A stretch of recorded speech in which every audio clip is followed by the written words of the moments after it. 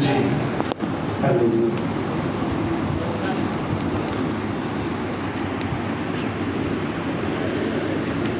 وعنہ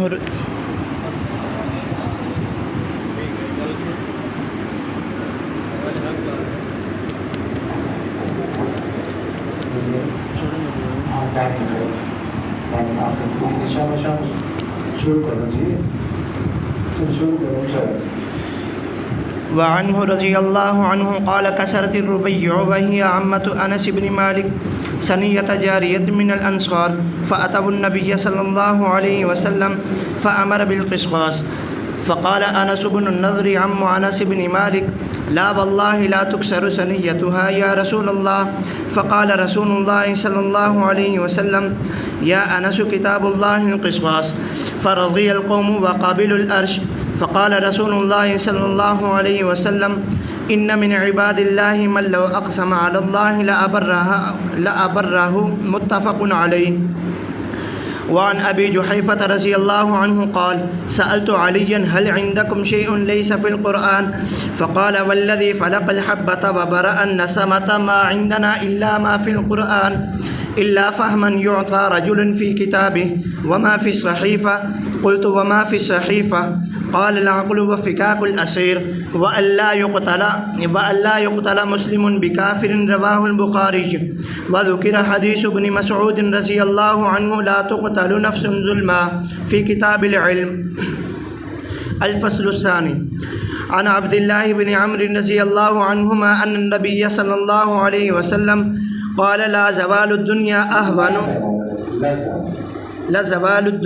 أهون على الله من قتل رجل مسلم.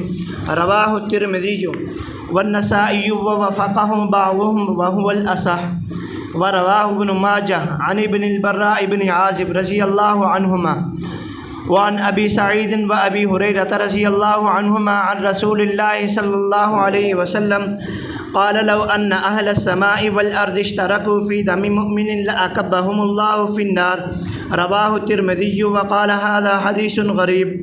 وعن ابن عباس رضي الله عنهما عن النبي صلى الله عليه وسلم قال يجيء المقتول بالقاتل يوم القيامة ناسيته ورأسه بيده وأوداجه تشخب دما يقول يا رب قتلني حتى يدنيه من العرش. رواه الترمذي والنسائي وابن ماجه.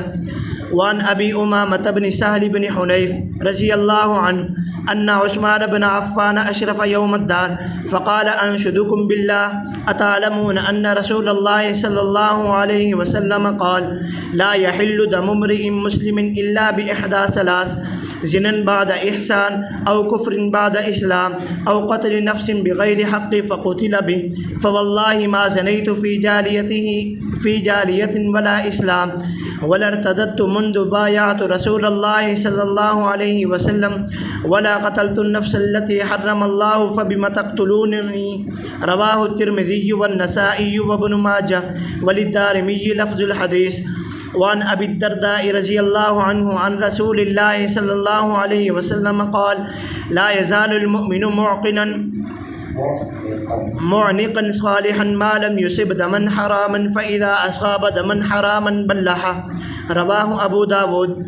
وعنه رضي الله عنه عن رسول الله صلى الله عليه وسلم قال كل ذنب عسى الله أن يغفره إلا من مات مشركا أو من يقتل مؤمنا متعمدا. رواه أبو داود. ورواه النسائي عن معاوية رضي الله عنه. وعن ابن عباس رضي الله عنهما قال قال رسول الله صلى الله عليه وسلم لا يقام الحدود في المساجد ولا يقاد بالولد الوالد. رواه الترمذي والدارمي. وعن أبي رمثة رضي الله عنه قال أتيت رسول الله صلى الله عليه وسلم مع أبي فقال من هذا الذي معك؟ قال ابن اشهد بي. قال أما إنه لا يجني عليك ولا تجني عليه. رواه أبو داود والنسائي.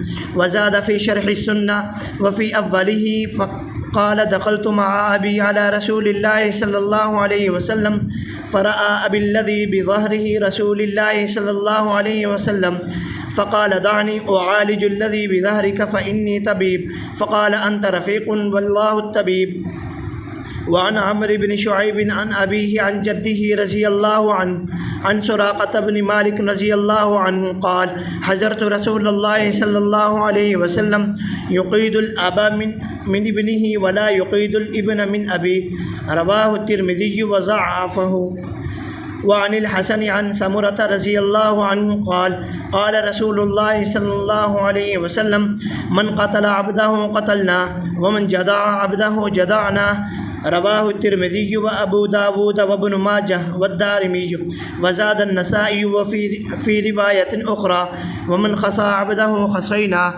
وعن عمرو بن شعيب عن أبيه عن جده رضي الله عنه أن رسول الله صلى الله عليه وسلم قال من قتل متعمدا دفع إلى أولياء المقتول فإن شاءوا قتلوا وإن شاءوا أخذوا الدية وهي 30 حقة و30 جزعة و40 خلفة وما اصطلحوا عليه فهو لهم رواه الترمذي. وعن علي رضي الله عنه عن النبي صلى الله عليه وسلم قال المسلمون تتكافأ دماؤهم ويسعى بذمتهم أدناهم ويرد عليهم أقصاهم وهم يد على من سواهم ألا لا يقتل مسلم بكافر ولا ذو عهد في عهده رواه أبو داود والنسائي ورواه ابن ماجه عن ابن عباس رضي الله عنهما. وعن أبي شريح الخزاعي رضي الله عنه قال سمعت رسول الله صلى الله عليه وسلم يقول من أصيب بدم أو خبل والخبل الجرح فهو بالخيار بين إحدى ثلاث فإن أراد الرابعة فخذوا على يديه بين أن يقتص أو يعفو أو يأخذ العقل فإن أخذ من ذلك شيئا ثم عدا بعد ذلك فله النار خالدا فيها مخلدا أبدا رواه الدارمي. وعن طاووس عن ابن عباس رضي الله عنهما عن رسول الله صلى الله عليه وسلم قال من قتل في عمية في رمي يكون بينهم بالحجارة أو جلد بالسياط أو ضرب بعصا فهو خطأ وعقله وعقل الخطأ ومن قتل عمدا فهو قود ومن حال دونه فعليه لعنة الله وغضبه لا يقبل منه صرف ولا عدل رواه أبو داود والنسائي. وعن جابر رضي الله عنه قال قال رسول الله صلى الله عليه وسلم لا أعفي من قتل بعد أخذ الدية رواه أبو داود. وعن أبي الدرداء رضي الله عنه قال سمعت رسول الله صلى الله عليه وسلم يقول ما من رجل يصاب بشيء في جسده فتصدق به إلا رفعه الله به درجة وحط عنه خطيئة رواه الترمذي وابن ماجه.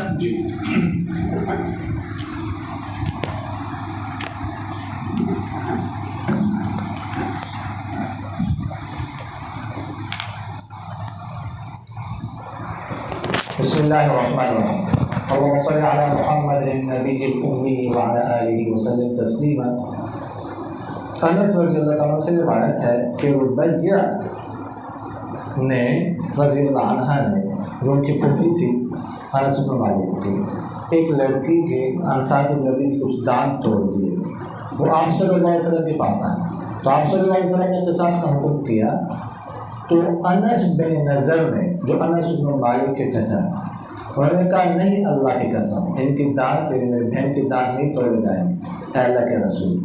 تو آپ صلی اللہ علیہ وسلم نے فرمایا اے انس کتاب اللہ میں تو قصاص ہے. بس قوم راضی ہو گئی انہوں نے تاوان قبول کر لیا. تو آپ صلی اللہ علیہ وسلم نے فرمایا کہ بے شک اللہ کے بعض بندے ایسے ہیں جب وہ اللہ تعالیٰ پر قسم اٹھاتے ہیں تو اللہ تعالیٰ ان کو بری کر دیتا ہے.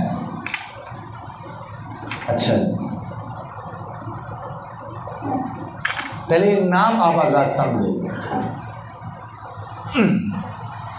نظر ایک شخص ہے ان کا ایک بیٹا ہے مالک اور ایک بیٹا ہے ان کا انس اور ایک بیٹی ہے ان کی ربیع. یہ بات یہاں تک کلیئر ہو گئی. اب مالک نے پھر اپنے بیٹے کا نام بھی انس رکھا ہے تو وہ کہ مالک کے بیٹے کا نام بھی انس ہے ان کے بھائی کا نام بھی انس ہے. اور بالفاظ دیگر کوئی چچا کا نام بھی انس ہے بھتیجے کا نام بھی انس ہے. وہ انس بن مالک ہے تو آپ صلی اللہ علیہ وسلم کے خادم جو 10 سال رہے ہیں نا ایک تو وہ انس ہے لیکن وہ چھوٹے انس ہے، ایک ان کا چچا انس ہے، وہ انس بن نضر ہے، اور یہ چھوٹے انس کون ہیں؟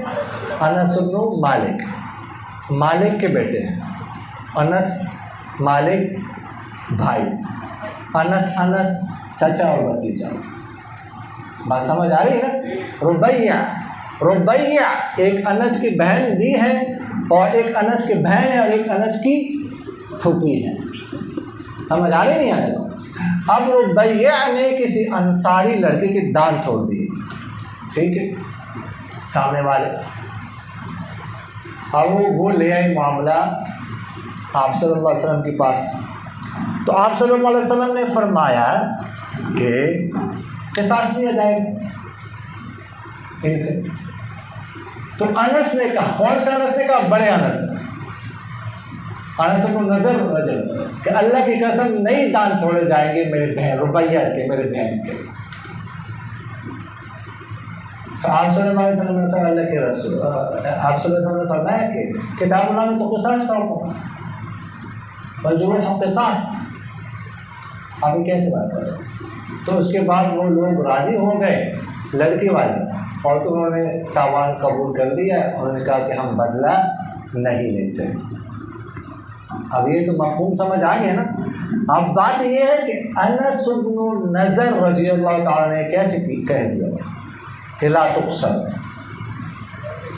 تو اس کا جواب یہ ہے کہ انس بن نضر رضی اللہ تعالیٰ نے کوئی مقابلہ نہیں کیا آپ صلی اللہ علیہ وسلم کے قول کا، حکم کا، یا شریعت کے کسی حکم کا، بلکہ ان کو امید تھی اللہ تعالیٰ سے کہ یہ لوگ جو ہے نا قبول کریں گے، تاوان قبول کریں گے، قصاص نہیں، دیت قبول کریں گے، اور بدلہ نہیں، قصاص نہیں لیں گے۔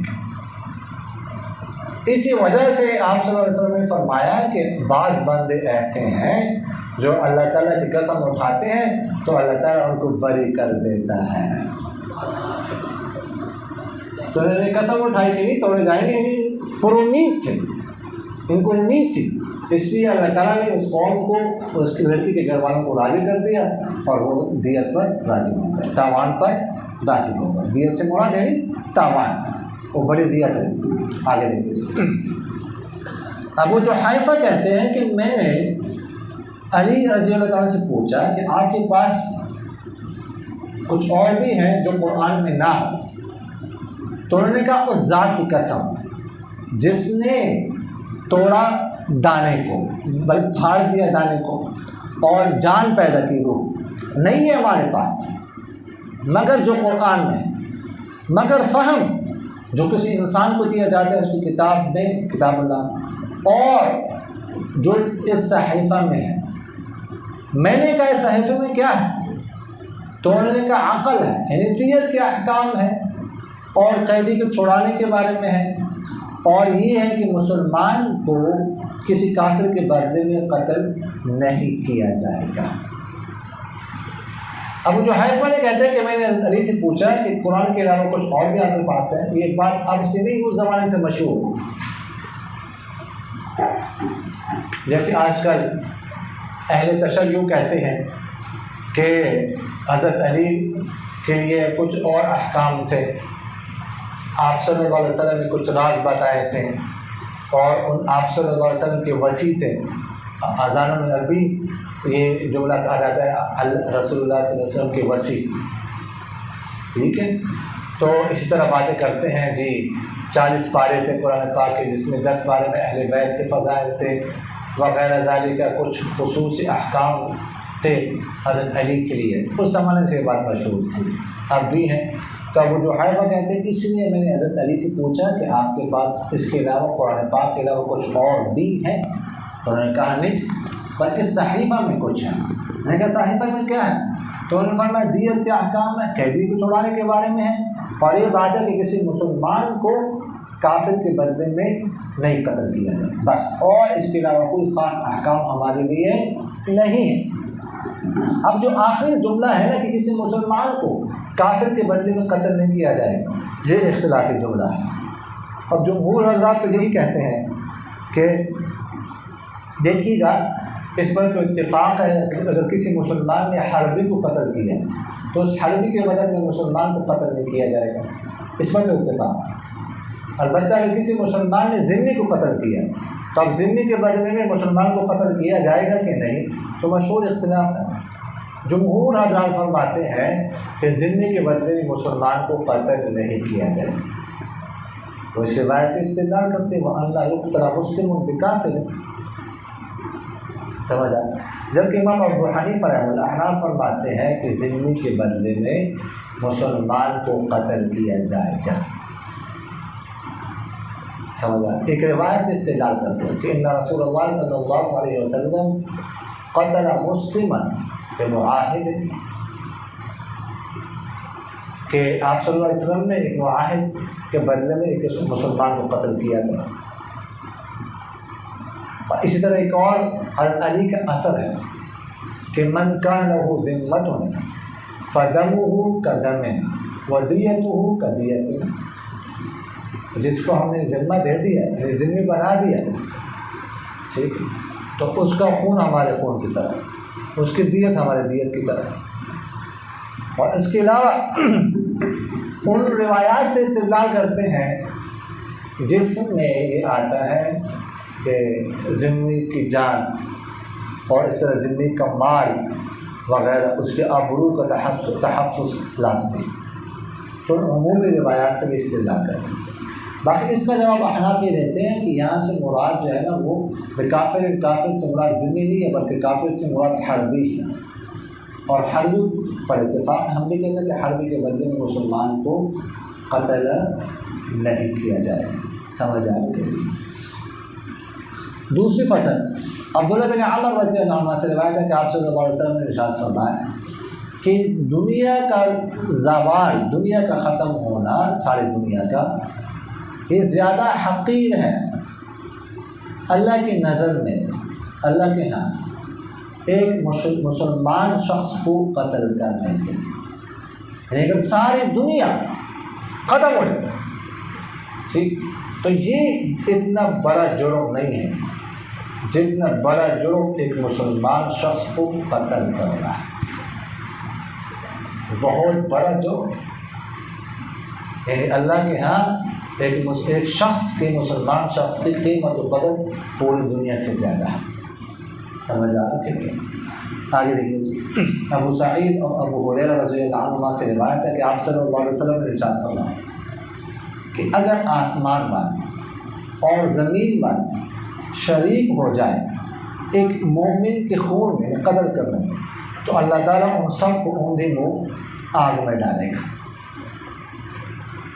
اچھا، یعنی اگر سارے مخلوق شامل ہو جائے تب بھی اللہ تعالیٰ سب کو سزا دے گا ایک مومن کو قتل کرنے کے بعد۔ اچھا، کبہ ٹھیک ہے، کبہ یہ مزید فیس ہے، ایک کبہ مجرد سے، تو اہل لغت کہتے ہیں کہ اکبہ جو مزید فی ہے یہ ہے لازم، اور کبہ متعدی ہے،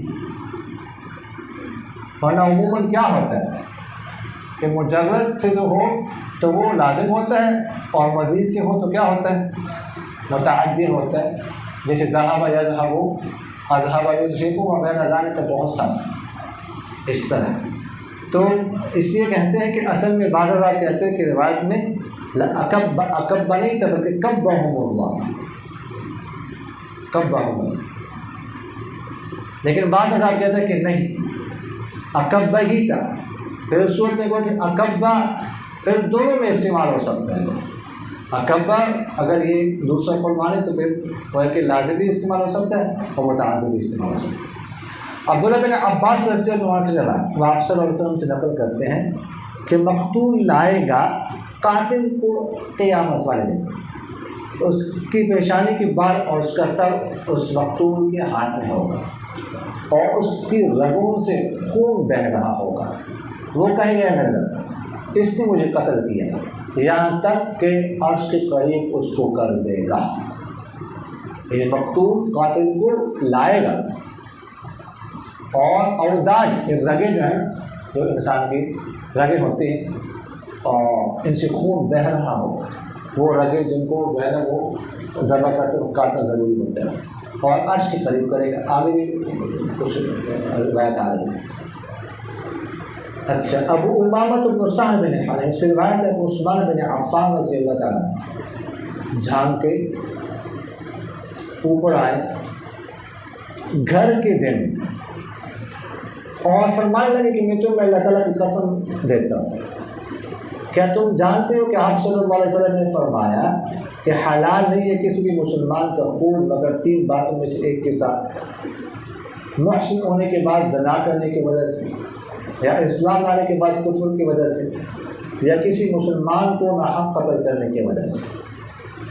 اور اللہ کی قسم میں نہیں زنا کیا جاہلیت میں، نہ اسلام، اور نہ میں مرتد ہوا جب سے میں نے آپ صلی اللہ علیہ وسلم کے ہاتھ پر بیعت کیے، اور نہ میں نے ایسے نفس کو قتل کیے ہیں جس کو اللہ تعالیٰ نے حرام کر دیا. تو کس بات کی وجہ سے تم مجھے قتل کر رہے ہو؟ عبداللہ بن سبا ایک یہودی تھا، آپ حضرات نے اس کا نام سنا ہوگا.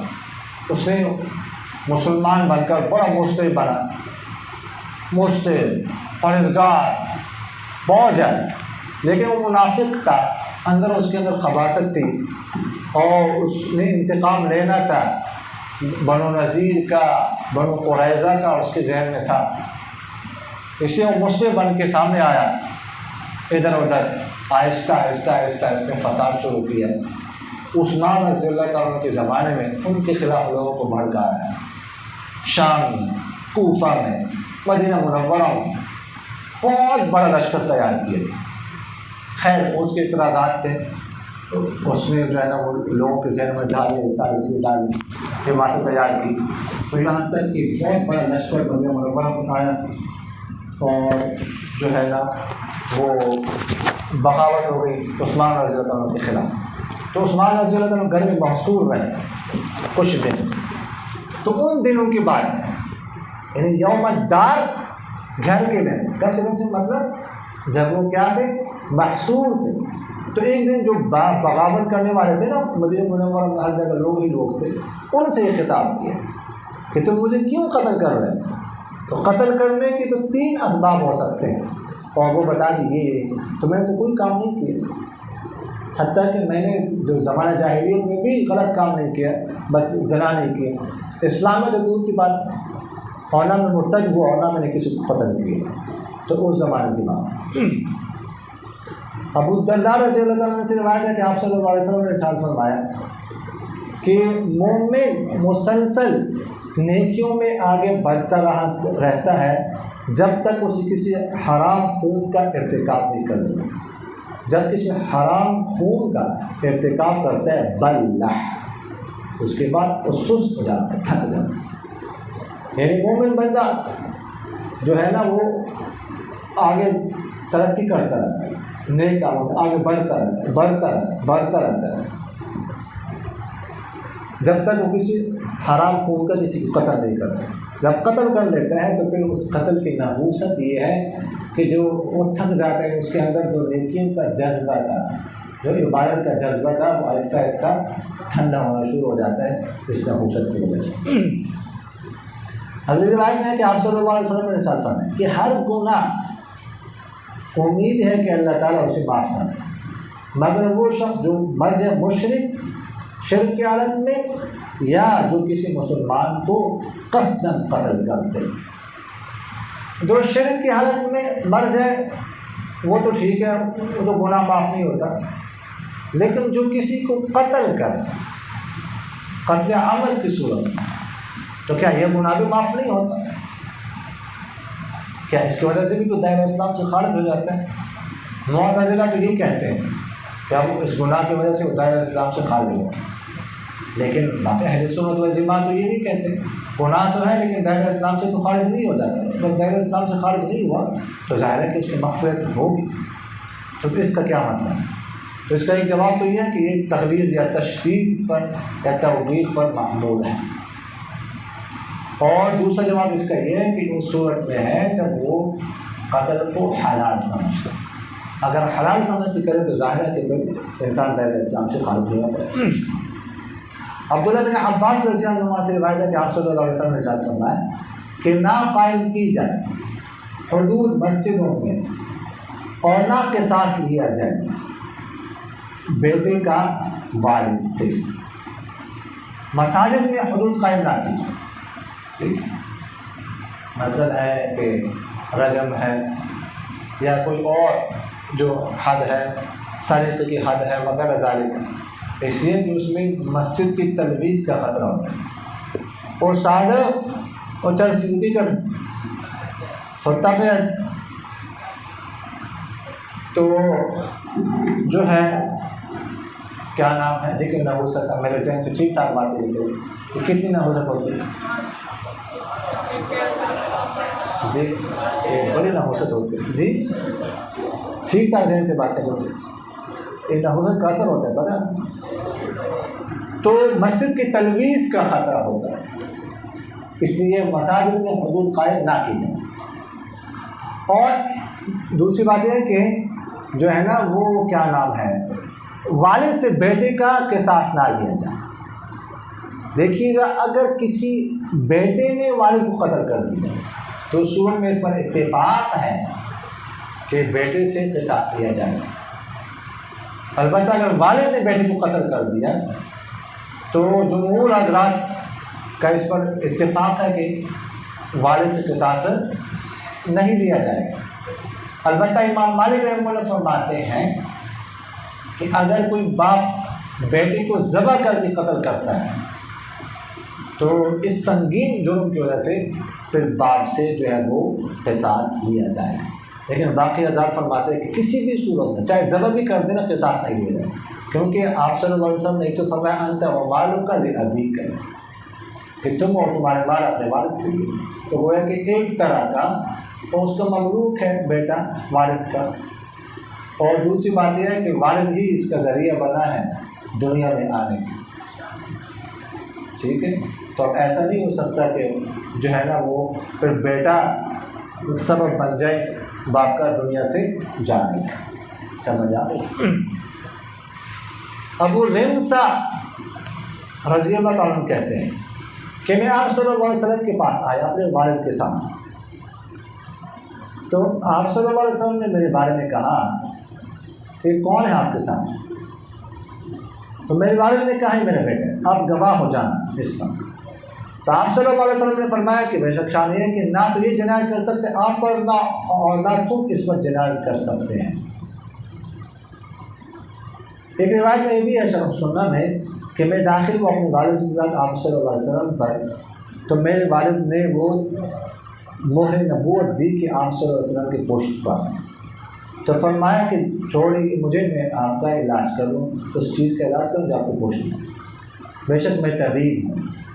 تو آپ صلی اللہ علیہ وسلم نے فرمایا نہیں بلکہ آپ رفیق ہیں، طبیب تو اللہ ہے۔ ابو رمسا کہتے ہیں کہ میں آپ صلی اللہ علیہ وسلم کی خدمت میں حاضر ہوا اپنے والد کے ساتھ، تو آپ صلی اللہ علیہ وسلم نے پوچھا میرے بارے میں کون ہے؟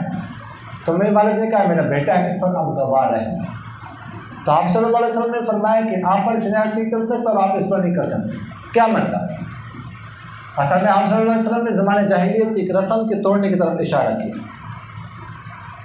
کہ اس زمانے میں جیسے آج کل قبائل میں ہے، اس زمانے میں ایسا ہوتا تھا کہ اگر بیٹے نے جرم کیا تو اس کا بدلہ باپ سے لیتے تھے، بیٹے نے کسی کو قتل کیا باپ مل کے باپ کو قتل کر دیا اس کے بدلے میں، باپ نے کسی کو قتل کیا تو اس کا بدلہ بیٹے سے لیتے تھے۔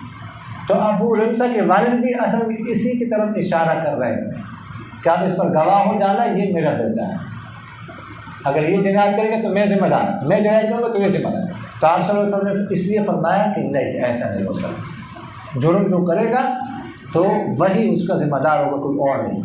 اور دوسری روایت میں یہ بھی ہے کہ میرے والد نے وہ مہر نبوت دی، تو وہ کہنے لگا کہ میں اس کا علاج کرتا ہوں، کوئی تھوڑا سا ہے تو یہ تو کوئی بیماری ہے، میں اس کا علاج کرتا ہوں، میں طبیب ہوں۔ تو آپ صلی اللہ علیہ وسلم نے فرمایا نہیں بلکہ آپ رفیق ہیں، آپ نرمی کر سکتے ہیں، رفیق طبیب تو اللہ ہے، آپ نہیں۔ اچھا، سراقۃ بن مالک رضی اللہ تعالیٰ سے روایت ہے کہ میں آپ صلی اللہ علیہ وسلم کی خدمت میں حاضر ہوں، تو وہ قصاص لے رہے تھے باپ کا بیٹے سے، اور نہیں قصاص لیتے تھے بیٹے کا باپ سے۔ آگے دیکھ لیجیے، آپ صلی اللہ علیہ وسلم کا ارشاد ہے کہ جس نے اپنے غلام کو قتل کیا ہم اس کو قتل کریں گے، جس نے اپنے غلام کے اعضاء کاٹ ڈالے ہم اس کے اعضاء کاٹ ڈالیں گے۔ اور ایک روایت میں یہ بھی آخر ہے کہ جس نے اپنے غلام کو خصی کیا تو ہم اس کو خصی کریں گے۔ سمجھا؟ اچھا جی، دیکھیے گا اس بات پر تو اتفاق ہے کہ اگر کسی نے اپنے غلام کو قتل کر دیا تو اس سے قصاص نہیں لیا جائے گا آقا سے مولا سے۔ اس روایت میں بھی ہے من قتل، اچھا اس روایت میں خیر اور ایک اور روایت ہے لا یقاد المملوک من مولا،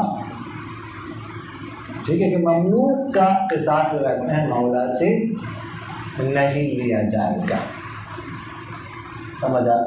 البتہ اگر کسی نے کسی اور کے غلام کو قتل کیا تو اس کا کیا حکم؟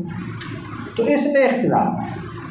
جمہور حضرات کہتے ہیں کہ کسی اور کے غلام کو قتل کرنے سے بھی جو ہے وہ آزاد سے قصاص نہیں لیا جائے گا، جبکہ امام ابو حنیفہ رحمۃ اللہ فرماتے ہیں کسی اور کے مملوک غلام کو قتل کرنے سے آزاد شخص سے قصاص لیا جائے گا۔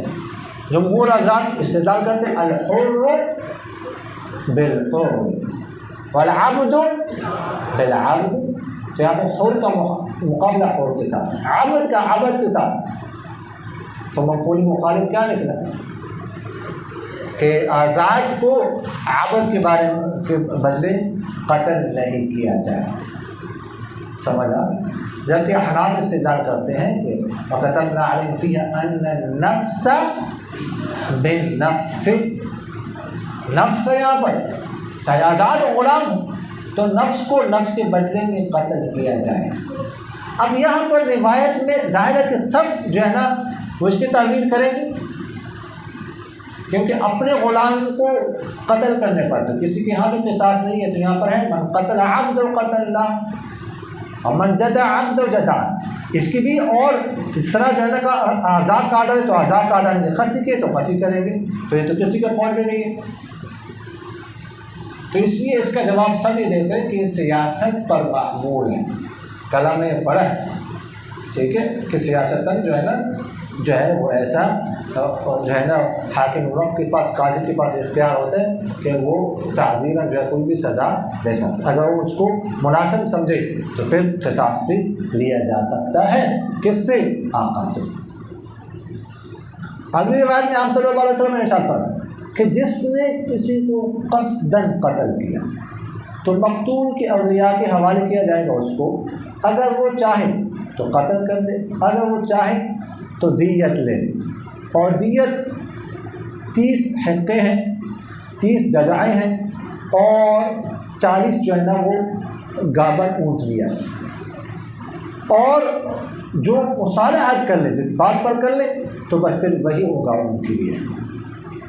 اچھا یہاں پر قصاص کا حکم ہے، قصاص لے، اگر قصاص نہیں تو دیت ہے ٹھیک۔ اب دیت جو ہے نا اگر قتل عمد میں دیت ہو تو دیت مغلظہ ہوتی ہے، یا شبہ عمد کی دیت بھی دیت مغلظہ ہوتی ہے، یہ ہم نے پڑھا ہے۔ اب دیت مغلظہ ہے کیا، وہ کیا ہو؟ تو اس سے پہلے جو ہے نا آپ وہ جانوروں کی عمر آپ کے ذہن میں ہوگی نا عمر، ٹھیک ہے نا۔ بنت مخاض کسے کہتے ہیں؟ وہ بچی جو ہے اونٹ کی جو دوسرے سال میں داخل ہو چکی، وہ مادہ۔ بنت لبون کسے کہتے ہیں؟ 2 سال کی ہو 30 سال میں داخل ہو چکی، اور حقہ 3 سال کے ہو 4 سال میں داخل ہو چکے، اور جزع جو 4 سال کے ہو 5 سال میں داخل ہو چکے، وغیرہ ذالک آگے سنی آگے جا کے آگے جو ہے نا وہ انشاءاللہ دیت میں عرض کریں گے۔ اب دیت مغلظہ کیا ہے؟ تو شوافی کے ہاں یہ ہے اثلاثہ، یعنی 3 قسم کے جانور اس میں ہوں گے جو یہاں پر ہے۔ 30 حق 30 جزع اور 40 گابر اونٹنی اثلاثہ ہے، اور اس روایت سے استدلال کرتا ہے یہ ان کے مدعا پر بالکل واضح ہے، جبکہ احناف فرماتے ہیں کہ دیت مغلظہ 40 ہوگی۔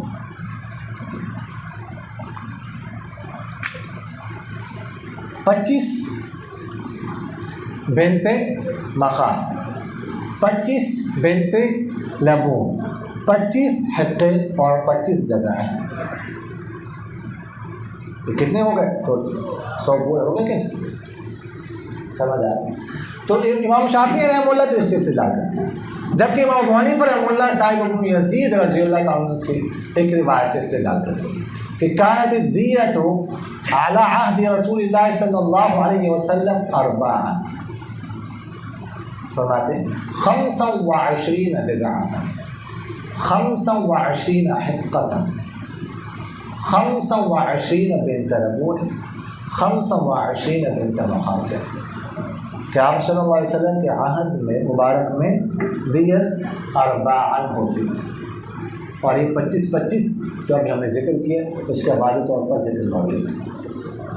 تو احناف جو ہے نا فرماتے ہیں کہ وہ جو روایت ہے وہ اس روایت سے کیا ہے زیادہ صحیح ہے، تو اس لیے احناف نے اس روایت کو ترجیح دی ہے اس روایت پر۔ آگے دیکھ لیجیے، آپ صلی اللہ علیہ وسلم سے روایت فرمایا کہ مسلمانوں کا خون برابر، اور ان میں سے جو ادنا ہے وہ بھی امان دے سکتا ہے، ان میں سے جو دور والا ہے وہ لٹائے گا ان پر، اور وہ ایک ہاتھ ہیں ان کے باسوا پر، اور نہیں قتل کیا جائے گا کسی مسلمان کو کافر کے بدلے میں، اور نہ ذمہ کو معاہد کو اس کے عہد کا معاہدے میں۔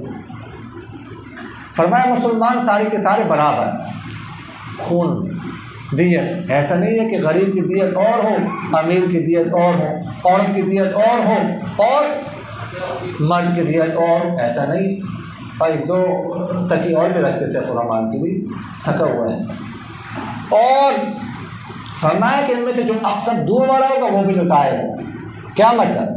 مثلا کوئی بڑا لشکر گیا جہاد کے لیے، ایک چھوٹا لشکر جو ہے انہوں نے بھیجا کسی علاقے میں، اور چھوٹا لشکر وہاں گیا مسلمانوں کا اس علاقے میں، جنگ کی ان کو مال غنیمت مل گیا، تو مال غنیمت وہ مرکز میں لائیں گے، لٹائیں گے، وہاں پر تقسیم نہیں کریں گے۔ سمجھ آگے کہ نہیں ہے؟ اور فرمایا کہ ایک ہاتھ کی طرح ہوتا ہے، متفق ہوتے واضح پر۔ اگلی روایت میں ہے ابو شریح الخزاعی کہتے ہیں کہ میں نے آپ صلی اللہ علیہ وسلم کو فرماتے ہوئے سنا کہ جس کو تکلیف دی جائے خون کے ساتھ یا زخم کے ساتھ، خبر فرماتے زخم، تو اس کے اختیار ہوگا 3 باتوں میں سے ایک کا، بس اگر وہ چوتھی بات کا ارادہ کر لے تو اس کے ہاتھ کو روک دو۔ اچھا 3 باتیں کون سے؟ یا تو ان کے سانس لے لے، یا وہ معاف کر دے، یا وہ دیت لے۔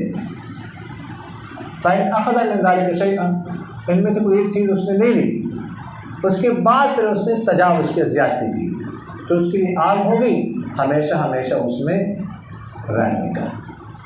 یہ 3 چیزیں ہیں یہ اختیار۔ چوتھی چیز کا اگر اس نے پھر اس کے بعد اسے قتل کیا، بدلہ لیا، تو ہمیشہ ہمیشہ کے لیے آگ، ہمیشہ ہمیشہ کے لیے آگ سے مراد یہاں پر تشدید کے طور پر ہے، وغیرہ ہمیشہ کے لیے آگ میں نہیں، سزا ہوتی کے بعد وہاں سے نکلے گی۔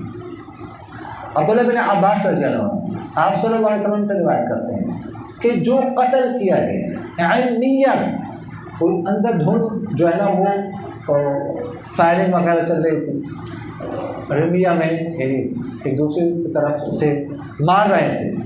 کیسے مار رہے تھے؟ یا کور بین بالحد، پتھر پھینک کے جا رہے تھے، یا کوڑے پھینک کے جا رہے تھے، گھوڑوں کے ساتھ مار رہے تھے، یا لاٹھی کے ساتھ مار رہے تھے۔ تو فرمایا یہ خطا ہے، یہ قتل خطا ہے، اور اس کی دیت خطا کی دیت، اور جو عمداً قتل کیا جائے تو وہ قصاص، اور جو قصاص میں حائل ہو جائے تو اس پر اللہ تعالیٰ کی لعنت، اس کا غضب، اور نہ قبول کیا جائے گا اس سے کوئی نفل عبادت اور نہ فرض۔ یہ روایت ہے، آپ کے ذہن میں ہوگا، اسی سے امام ابو حنیفہ رحمہ اللہ استدلال کرتے ہیں قتل بالمثقل کے بارے میں کہ وہ قتل عمد نہیں ہے۔ ایک کل یا پرسوں کی بات ہے، ہم نے اس کے بارے میں پڑھا تھا یہ روایت کہ باقی حضرات فرماتے، جمہور حضرات حتیٰ کہ صاحبین ان کے ساتھ ہے، قتل بالمثقل ان کے یہاں کیا ہے؟ بھاری چیز کو قتل کرنا کیا ہے؟ قتل عمد۔ ہاں وہ علی فرحمہ نے فرماتے ہیں کہ وہ قلب عمد نہیں، وہ اس سے استدلال کرتے ہیں. تو یعنی کوئی ایک دوسرے پر فائر کر رہا ہے، کوئی پتھر پھینک رہا ہے، کوئی لاٹیاں پھینک رہا ہے، اس میں کوئی قتل ہو جائے، یہ مراد. تو فرمایا کہ جس نے قتل کیا تو اس میں قصاص ہوگا. اب کوئی قصاص میں حائل ہوتا ہے، رکاوٹ ڈالتا ہے، اثر و رسوخ استعمال کرتا ہے کہ قصاص نہ لیا جائے، تو فرمایا کہ اس پر اللہ کی لعنت، اس کا غضب، اس کا صرف نہ نفلی عبادت قبول کی جائے گی اور نہ فرض. یا بعد نے کہا صرف سے مراد توبہ، نہ اس کی توبہ قبول کی جائے گی، اور عدم مسلمان فدیہ، نہ اس سے فدیہ قبول کیا جائے گا. جابر رضی اللہ تعالیٰ سے روایت ہے کہ آپ صلی اللہ علیہ وسلم نے ارشاد فرمایا کہ میں نہیں معاف کروں گا اس شخص کو جس نے قتل کیا دیت لینے کے بعد، دیت لی اس کے بعد قتل کیا، معاف نہیں کروں گا بلکہ اب اس سے قصاص لیا جائے گا، اس کو قصاص قتل کیا جائے گا. ابو الدرداء رضی اللہ تعالیٰ سے روایت ہے کہ میں نے آپ صلی اللہ علیہ وسلم جو فرماتے ہوئے سنا، کوئی شخص ایسا نہیں ہے جس کو تکلیف دی جائے اس کے جسم میں، پھر اس کے ساتھ صدقہ کر یعنی اسے معاف کر دے، مگر اللہ تعالیٰ ایک درجہ اس کا بلند کرتا ہے اور اس کی خطا معاف کر دیتا ہے. یعنی کسی کو کوئی تکلیف پہنچے اور تکلیف اس کو پہنچائے، اس کے جسم میں زخم لگ گیا، کچھ اور کسی نے گالی دی، کسی نے تھپڑ لگایا، کسی نے اور زخمی کر دیا، اس کو اس نے معاف کر دیا، تو اس کے ذریعے سے اللہ تعالیٰ اس کا درجہ بلند کرتے ہیں اور ایک گناہ اس کا معاف فرماتے ہیں. سمجھ آ گئے کہ نہیں؟ وما علینا الا البلاغ.